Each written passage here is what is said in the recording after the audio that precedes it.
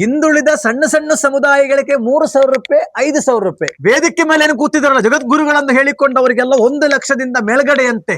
ಚಿತ್ರದುರ್ಗದಲ್ಲಿ ರೈತ ನಾಯಕ ಅಂತ ಹೇಳಿಕೊಂಡಿರತಕ್ಕಂಥ ಯಡಿಯೂರಪ್ಪನವರ ಅಭಿಮಾನೋತ್ಸವ ಕಾರ್ಯಕ್ರಮವನ್ನ ಮಾಡಿದರು. ರಾಜ್ಯದ ಅತಿ ಹಿಂದುಳಿದ ಮಠಾಧೀಶರ ಮಹಾಸಭೆಗೂ ಕೂಡ ಇನ್ವಿಟೇಷನ್ ಲೆಟರ್ ಅನ್ನ ಕೊಟ್ಟಿದ್ದರು. ಅದರಲ್ಲಿ ನಾನು ಮಹಾಸಭಾ ರಾಜ್ಯಾಧ್ಯಕ್ಷ ರಾಷ್ಟ್ರೀಯ ಅಧ್ಯಕ್ಷರಾದ ಶ್ರೀ ಛಲವಾದಿ ಮಠ ಜಗದ್ಗುರು ಬಸವನಾಗೇದೇವ ಶರಣರು ಹಾಗೂ ಕುಂಬಾರ ಸಮುದಾಯದ ರಾಜ್ಯೋಪಾಧ್ಯಕ್ಷ ಇರತಕ್ಕಂಥ ಬಸವಮೂರ್ತಿ ಕುಂಬಾರಗುಂಡೆ ಸ್ವಾಮಿಗಳು ಮತ್ತು ಅನೇಕ ಸ್ವಾಮೀಜಿಗಳು ನಾವು ಒಟ್ಟಿಗೆ ಹೋಗಿದ್ರು. ಆದ್ರೆ ನಾವೆಲ್ಲ ಹೋಗಿದ್ದ ಸಂದರ್ಭದಲ್ಲಿ ಅಲ್ಲಿ ಏನು ಕಂಡು ಬಂದಿದೆ ಅಂದ್ರೆ ನಮ್ಮಂದ ಸ್ವಾಮೀಜಿಗಳನ್ನ ಸಣ್ಣ ಸಣ್ಣ ಮಠದ ಸ್ವಾಮೀಜಿಗಳನ್ನ ಸಮಾಜದ ಸ್ವಾಮೀಜಿಗಳನ್ನ ನಾಯಿನ ಬೆಲೆ ಕೂಡ ಕೊಡದೆ ಯಾವುದೋ ಒಂದು ಮೂಲೆಯಲ್ಲಿ ಕಸೆಯನ್ನ ಬೀಸಾಕುವ ಮೂಲೆಯಲ್ಲಿ ಯಾವುದೋ 4 ಚೇರ್ ಹಾಕ್ಬಿಟ್ಟು ಕೂಡಿಸಿರತಕ್ಕದ್ದು ನೋಡಿದಿವಿ.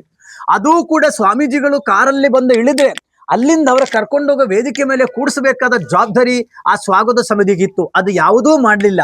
ಯಾಕಂತಂದ್ರೆ ದೊಡ್ಡ ಜಗದ್ಗುರುಗಳು ಸಣ್ಣ ಸಣ್ಣ ಸಮುದಾಯಗಳಿಂದ ಹಿಂಭಾಗವನ್ನ ಮಾಡಿ ಹಿಂದುಳಿದ ವರ್ಗದ ಸಮುದಾಯಗಳಿಗೆ ಅನ್ಯಾಯ ಮಾಡಿರ್ತಕ್ಕಂಥದ್ದು ಯಡಿಯೂರಪ್ಪನವರ ಇವತ್ತು ಕಾರ್ಯಕ್ರಮದಲ್ಲಿ. ಅಷ್ಟೇ ಅಲ್ಲ, ಹಿಂದುಳಿದ ಸಣ್ಣ ಸಣ್ಣ ಸಮುದಾಯಗಳಿಗೆ 3,000 ರೂಪಾಯಿ 5,000 ರೂಪಾಯಿ ವೇದಿಕೆ ಮೇಲೆ ಕೂತಿದಾರಲ್ಲ ಜಗದ್ಗುರುಗಳಂತ ಹೇಳಿಕೊಂಡವರಿಗೆಲ್ಲ 1,00,000ದಿಂದ ಮೇಲ್ಗಡೆಯಂತೆ. ಇದು ನಮಗೆ ಗೊತ್ತಿಲ್ಲ.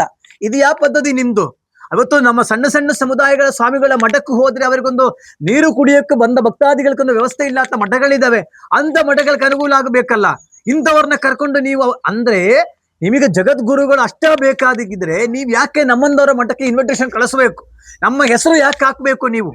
ಇದು ನಿಮ್ಮ ಇದೆಯಲ್ಲ, ಇದು ಯಡಿಯೂರಪ್ಪನವ್ರಿಗೂ ಸೇರಿರ್ತಕ್ಕಂಥ ಅಲ್ಲ. ಹಾಗಾಗಿ ಇವತ್ತು ಛಲವಾದಿ ಮಠದಲ್ಲಿ ನಾವು ಸೇರಿ ನಾವು ಇದು ಖಂಡಿಸ್ತಾ ಇದ್ದೇವೆ.